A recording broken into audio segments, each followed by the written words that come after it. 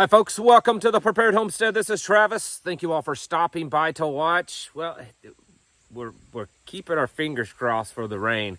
I know that a lot of you are dealing with dryness and probably wildfires. Some of you out west, there's some pretty serious ones, and just dusty dry.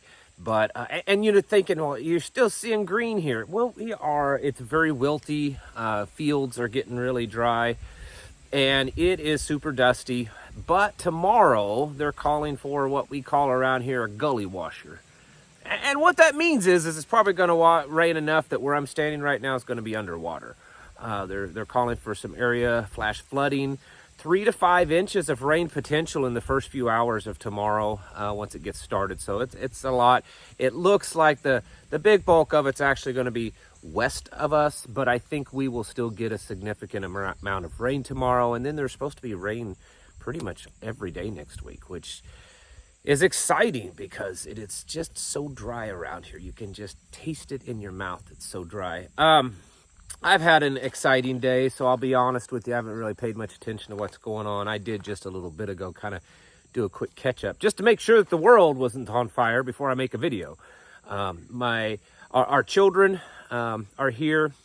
All of them but one, which is kind of sad when you can't get everyone together. It's so hard. Those of you that have adult children that live other places, it's so hard to get everyone together. But we had everyone together today except one child, which we were FaceTiming her and talking to her. She felt awful not being here, but had the grandbabies here.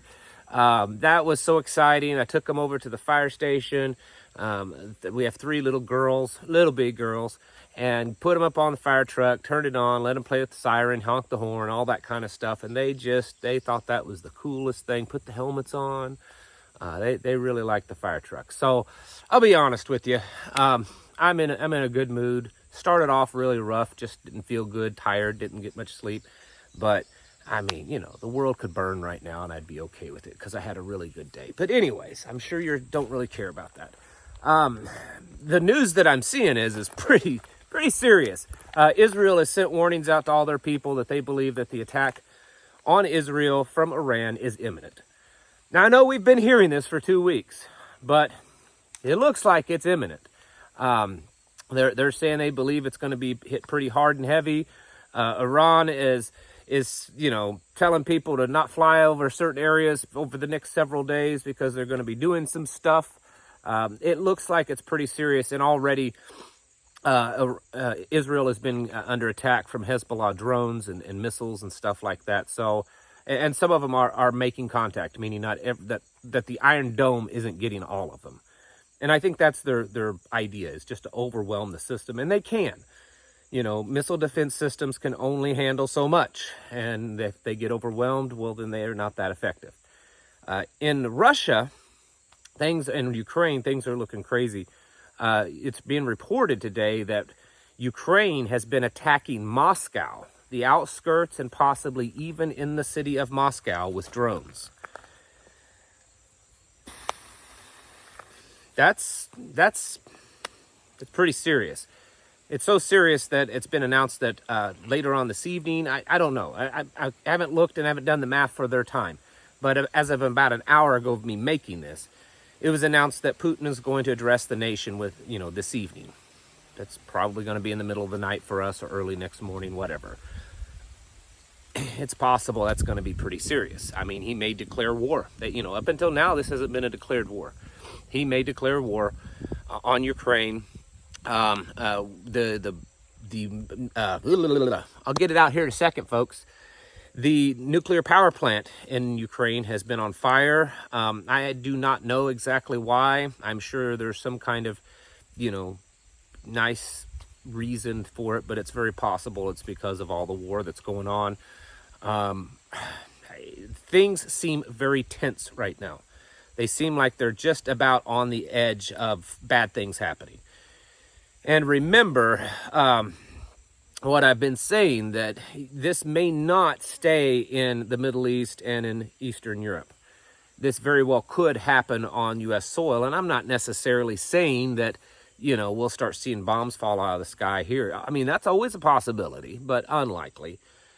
But there's a lot of illegals that's been coming in this country for the last few years, in case you haven't noticed. And ones that's already been here. Many of them are Middle Eastern. Many of them are radicalized or have been radicalized. And even the ones that's not, maybe there's just criminal elements. And if they start seeing acts of violence, terroristic acts, they may just take advantage of the moment. They just may take advantage of the moment and, this is happening over here. Utilities just got blown up, water, whatever. Let's go loot the city. I mean, there's so many possibilities here. The world is in a real uneasy place right now. Every day, if you want to follow me over on Twitter or X, whatever you want to call it, I'm not super active over there, but I do try as best as I can on a day-to-day basis to scroll through what I see as important. I know that's my perspective. You may not care about that.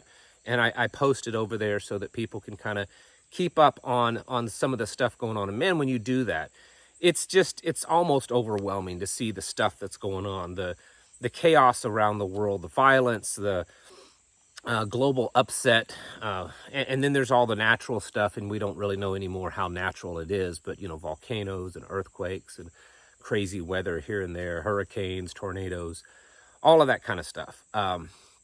Who knows what's going to happen? The world is like getting into place. It's like it's marching into place for war. Just yesterday, China, I think, reiterated their allegiance and their partnership with Iran. So here's Iran getting ready to go against Israel, and they've got Russia and China openly saying that they back them, and North Korea. So the axis and the alliances, or however you want to put it, they're definitely lined up. And is this going to be that Gog and Magog war? Is this going to lead to that? It's possible because of just how things are happening. There's so much going on, and much of it is fulfilling end-time prophecy. And then much of it just looks like, it looks like that the world is falling apart. And I think it is. I think, maybe not in a complete sense. It's possible that things will kind of level out at some point. But it's definitely a changing of the world order. It's definitely, at the very minimum, this is a cycle that humanity has gone through many times, where world powers kind of rule, and then at some point they weaken, and a lot of times it's because of monetary policies and debts and fiat currencies and fractionated banking, all that kind of stuff.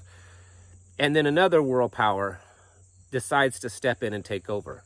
And there is this bit of collapse, and there is this bit of turmoil, and it's many times, we're all familiar with what's referred to as the Dark Ages, but a lot of times when these things happen, it's like little mini Dark Ages for a few years. And I think very strongly that's where we're headed. It also could be kind of those biblical end times. It's possible.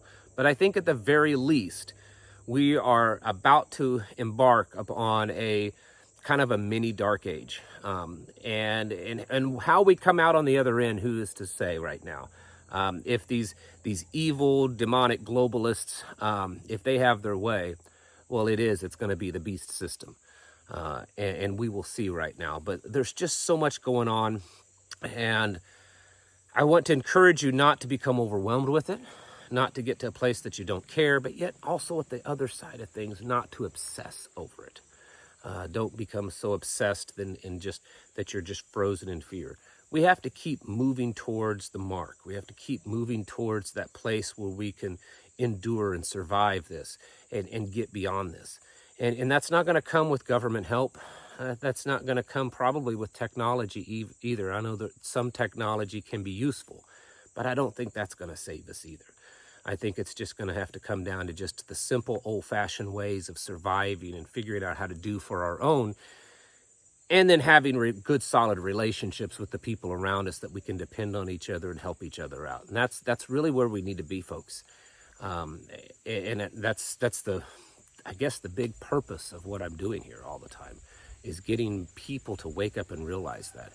Find themselves, figure out that, I got to fix myself. I got to strengthen myself. I got to strengthen my faith and my walk with God, my walk with his son, Yeshua. And I've got to to strengthen that, and then strengthen my family, strengthen my home, strengthen the community around us, do my part in all of those. And then we'll have a better chance of standing against all of this stuff. It's a circling of the wagons. I've been talking about that for a long time. It's also waking up the lions. That's another thing I've mentioned many times. And we've got to be doing that with each other, kind of like this shirt. Iron sharpens iron. We got to be there for each other, push each other, encourage each other, because some dark days are coming, folks. And I know there's some pretty dark ones already here, but I think it's going to get worse. And we need to be getting ready for that. It's time to get your houses in order and to prepare yourselves mentally, physically, and spiritually. Thanks for watching, and I'll catch you in the next video.